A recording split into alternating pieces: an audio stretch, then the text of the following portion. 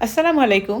আজকে আমি রমজান স্পেশাল চিংড়ি মাছের চপের রেসিপি বা চিংড়ি মাছের বড়ার রেসিপি আপনাদের সাথে শেয়ার করছি। খুবই টেস্টি একটি রেসিপি।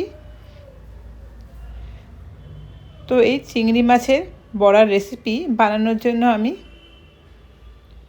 প্রথমে এখানে নিয়েছি বেশ খানিকটা চিংড়ি মাছ। আমি এখানে ছোট ছোট চিংড়ি মাছগুলো নিয়েছি, খুব ভালো করে ধুয়ে পরিষ্কার করে নিয়েছি।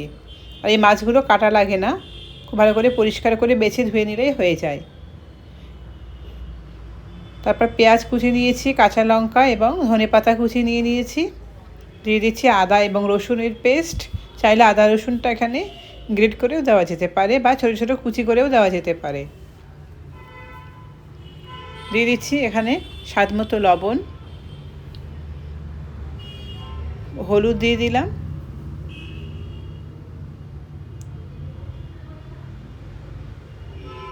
দিয়ে দিচ্ছি ধনের গুঁড়ো আর জিরের গুঁড়ো, আর দিয়ে দিচ্ছি এখানে আমি বেসন। খুব ভালো করে আমি এখন এটা মেখে নেব। আমি কিন্তু এখানে পানি অ্যাড করব না, পানি অ্যাড করলে কিন্তু টেস্টটা ঠিকঠাক আসে না।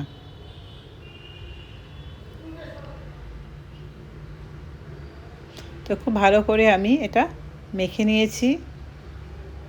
মেখে নেওয়ার পরে আমার আরেকটু বেসনের প্রয়োজন পড়েছিল, আবার একটু বেসন দিয়ে খুব ভালো করে এটা আমি মেখে নিচ্ছি।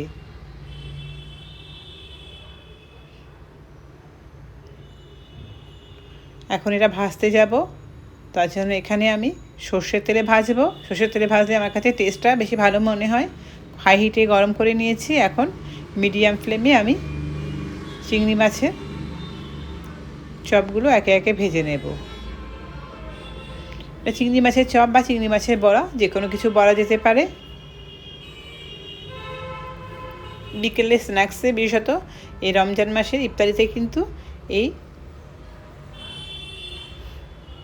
বড়াটা বা এই চপটা কিন্তু বেশ ভালোই লাগবে। তো আমি হাত দিয়ে এরকম স্প্রেড করে দিচ্ছি বা একটু চেপে দিচ্ছি, তাহলে দুই পিঠে কিন্তু খুব ভালো করে কুক হবে, ভিতরে কোনো কাঁচা ভাব থাকবে না।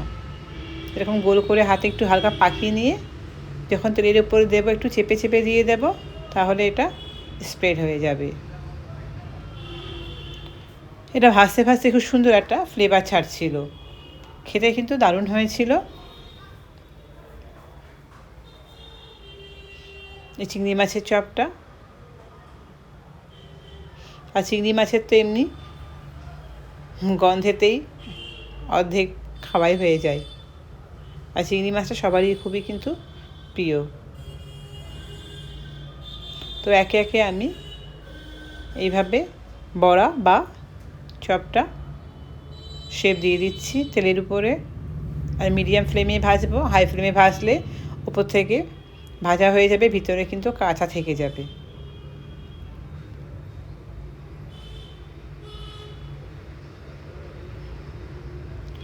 তো 6-7 মিনিট পর আমি উল্টে দিলাম।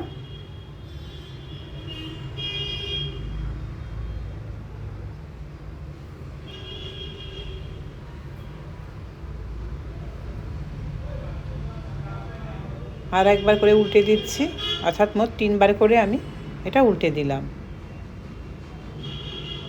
এখন চিংড়ি মাছের চপটা কিন্তু একদম রেডি হয়ে গেছে। কালারটা বুঝতেই পাচ্ছেন, ঠিক এরকম কালারই আমি রাখবো। এর থেকে বেশি যদি ভাজা ভাজা করা হয় তখন তেতো হয়ে যাবে। তো আমি এখন একে একে সব চপগুলো তুলে নিচ্ছি। বাকি চপগুলো কিন্তু আমি একই রকমভাবে ভেজে নেব। আপনারাও এই রমজানে এরকম চিংড়ি মাছের চপ বানান, আশা করি ভালো লাগবে। তো আমার আজকে চিংড়ি মাছের চপ বা বড়াটা কেমন হলো কমেন্টে অবশ্যই জানাবেন। দেখা হচ্ছে আপনাদের সাথে অন্য কোনো রেসিপিতে। ওকে, বাই।